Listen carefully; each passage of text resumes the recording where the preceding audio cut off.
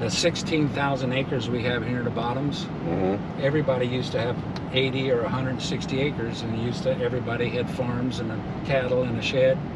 Now in those 16,000 acres, there's only 5 farmers left. 5. That is incredible.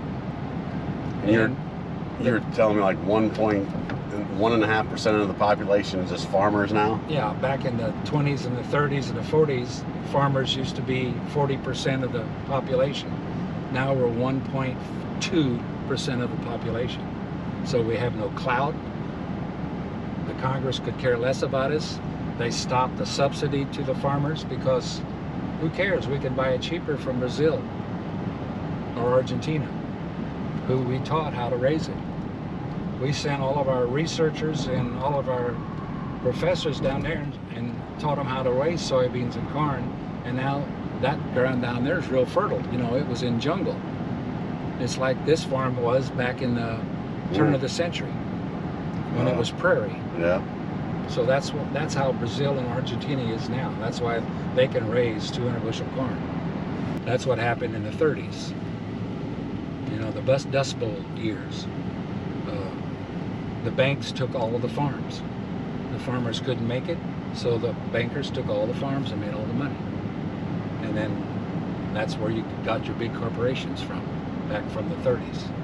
Some of your big insurance companies are from the 30s because they got all that land that was given to them because the farmer just moved off.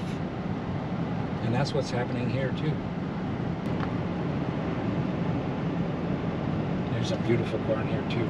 So that just blows me away that a lot of this corn and soybeans are going to go float down the river down to Louisiana. Down to Louisiana. And then it's going to be exported out of the United States. Out of the United States, yeah. You were asking about ethanol. Well, only a very, very small percentage of the bushels are put into ethanol. You would be surprised how little it is. And the rest is all exported. And there are no pig farms anymore, you know. Everybody raised pigs before, big pig farms where there aren't because pork got so cheap 10 years ago. Everybody sold the pigs. Cattle, you would be surprised where your cattle comes from. Soybeans, up until about 10 years ago, 70% of our soybeans went to China. Because China has cattle, they have pig farms, they have chicken farms. You know, they're exploding because they got so many people too. And so they're buying most of our soybean meal. We grind it here, or they grind it too, into soybean meal and then ship it there. But they're buying it for $9 a bushel, not 12 or 14. Buying it cheap. Below market? Yeah, because they can buy billions of bushels. Billions of bushels. Yeah. So you're saying you haven't seen these big corporations come in here yet, but you're seeing it, you know, in Illinois overall. Oh yeah, in Illinois, Indiana, Iowa, the corporations are taking over. Around here, we still have some of the, I'd say, middle-aged farmers. The average age of the farmer now is 67 years old. The average age of a farmer. So what's going to happen in 1 decade? Well, I retired 3.5 years ago, and not only my wife was giving me pressure to move because she wanted to move out of the area, but my machinery was all 45 years old. Okay. Part of it was my dad's, then I traded some of that, and so I had to make up my mind if I was going to retool or quit. But retool would have cost me $1 million. Yeah. And at 72 years old, that probably wasn't a good thing. For marriage or for the banker. So I decided to sell it all. Woolert was 85, so he had farmed 67 continuous years since he was 17 years old. So he was ready to give it up. His health wasn't as good, and he couldn't believe I quit.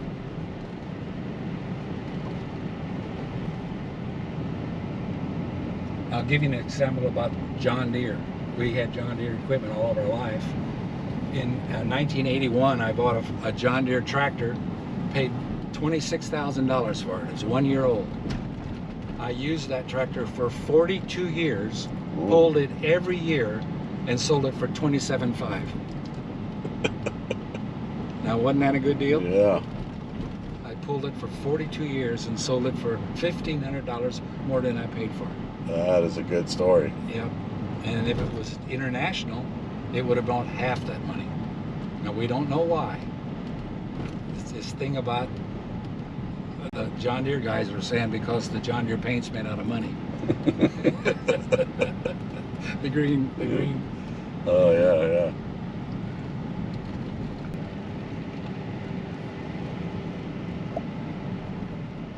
This is Grand Tower, small town down on the river. This is a river town. Most of these people became workers on the tugboats. Where this is not a farming community, this is strictly a river town.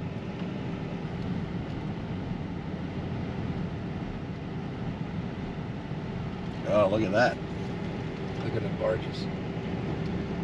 You need to get a picture of that. Jump out there. We'll get them crossing.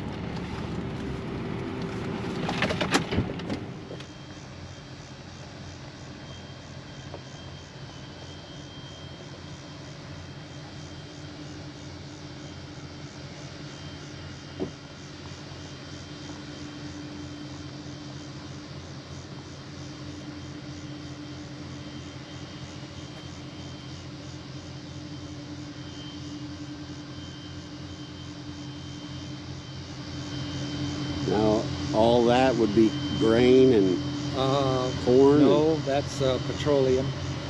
See the pipes on it? Okay, yeah. Yeah, the one going down is grain. Okay. Or coal. Probably coal. Coal is coming out of these mines up at Campbell Hill. And that all goes to China also. The coal does? The coal does.